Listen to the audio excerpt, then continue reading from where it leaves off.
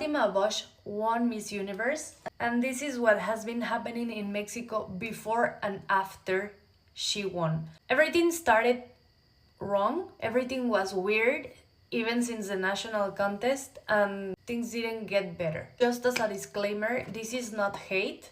So everything started when she last minute accepted being part of the Miss Universe edition in Mexico. The way she enrolled was unusual. It was very last minute in a way, and they call her, they look for her so she could be in that pageant. Up to that point, to me, it was already unusual, but all good. I mean, I guess it could happen. I'm not sure how things work. During the final round of the contest, when they announced that Fatima was going to be Miss Mexico, they announced her like Fatima Bosch, Miss Mexico. And at first, nobody said anything. Nobody went to say, congratulations, Fatima. Very few people clap at the time. And it was like big news in Mexico because it's the first time that a Miss wins and she doesn't receive any kind of recognition from her mates. At first, we all thought, well, the other ladies might be jealous because Fatima is obviously pretty. I think she didn't have a good runway or something like that, but in the speech part she did a very good job, at least that's what people say, and people believe it was a legit result. That day, instead of screaming Fatima, Fatima or Miss Tabasco because she's from Tabasco, people started screaming Jalisco, the state of the person that was supposed to win. To our eyes, as the audience, we didn't think, and I think most of us didn't think, that Miss Jalisco was better looking than Fatima, but apparently during the contest, Miss Jalisco proved herself, and everybody thought that the crown was stolen from her. To our eyes, Fatima was a very nice girl. She is very religious, so in Mexico that is also very religious. That connected very well with the audience. And I think most of the Mexicans were happy with the results. So it wasn't a big deal. We all just thought that the other misses were kind of jealous maybe, or they had something personal. But personally, I did find it weird because there has been many editions of Miss Universe here and it never happened that before. So I dig in to see but what's happening. And I find out that the dad of Fatima is a very well-connected businessman and that he works in Petróleos Mexicanos. So Petróleos Mexicanos, it's very close with the government, and Pemex, it's like Pertamina in Indonesia, but it's like the Mexican version. So the dad is very well connected. Nowadays, Pemex in Mexico, it's crap. It doesn't work well. It's a big corruption there. Like everything about Pemex, it's corruption nowadays. By that time, I could guess there was something unfair, but I couldn't guess what it was. And until today, I still don't know what happened exactly there. But the girls were angry. Everybody was attacking the other misses, defending Fatima. And Fatima seemed like a victim, but at the same time it was weird because this doesn't happen commonly. To my eyes, maybe there was something shady, but at the same time she was maybe the strongest candidate of Mexico's edition. Anyway, Mexico goes to Miss Universe with all the support of the people in Mexico. Like, she goes as a very strong candidate, maybe because of the background and the connection, the religious connection with the audience. Like, she's very charismatic and she knows how to connect. Then the scandal with the Thai man, that was super inappropriate. I don't know if it was truth or not, now I don't know, but I thought it was super out of the line, and I thought it was okay for her to raise her voice. I think she did something according to the Miss Universe program in regards to the women empowerment. And once again, she gains popularity because of that situation.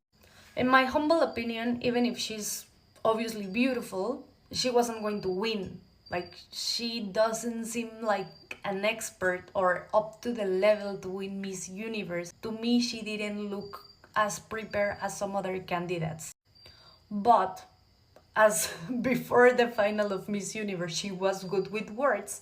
I thought, well, maybe if she speaks well, she could make it to the top 10 or top 5. I want to say that my favorite since moment one was Cote d'Ivoire.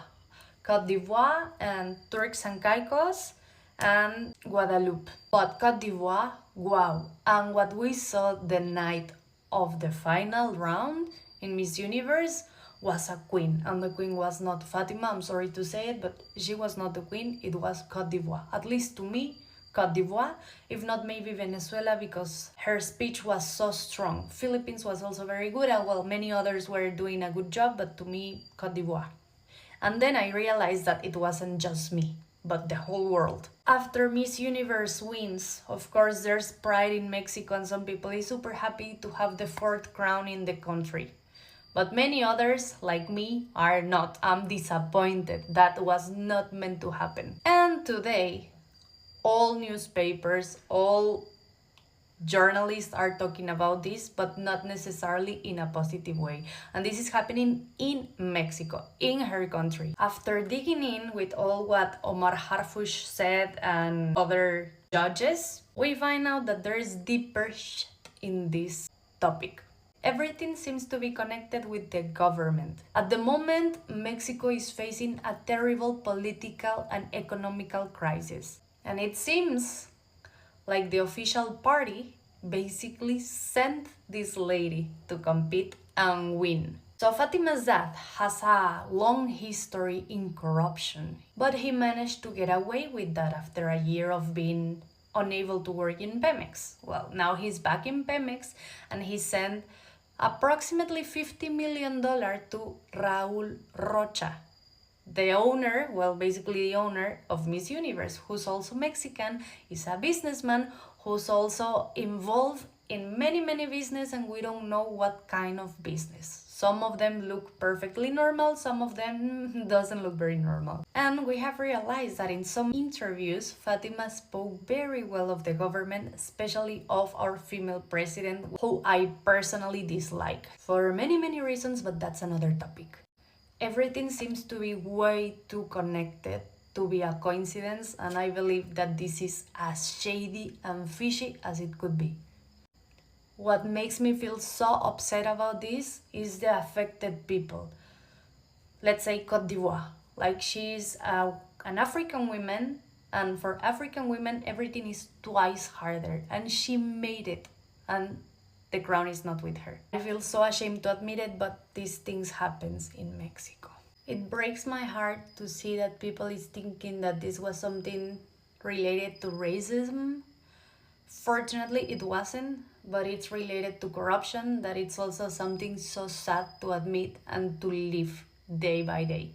And to my eyes, Cote d'Ivoire is the most affected, but she's not the only one. All the ladies that didn't qualify to the 30 selected were damaged by these Mexican people. Fatima's family, Raul Rocha, and the Mexican government. Fatima's auntie is at the moment the president of the institute that brings back to the town what was taken away from them.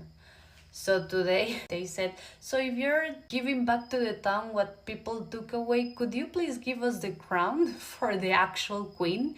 Imagine, like, that's the level of disappointment, anger, shame. We feel ashamed as Mexicans because obviously, I mean, it happened because of the situation in Mexico. I truly hope that there can be justice and that something happens, because we can definitely not continue this way, and especially affecting people that has nothing to do with this crack country.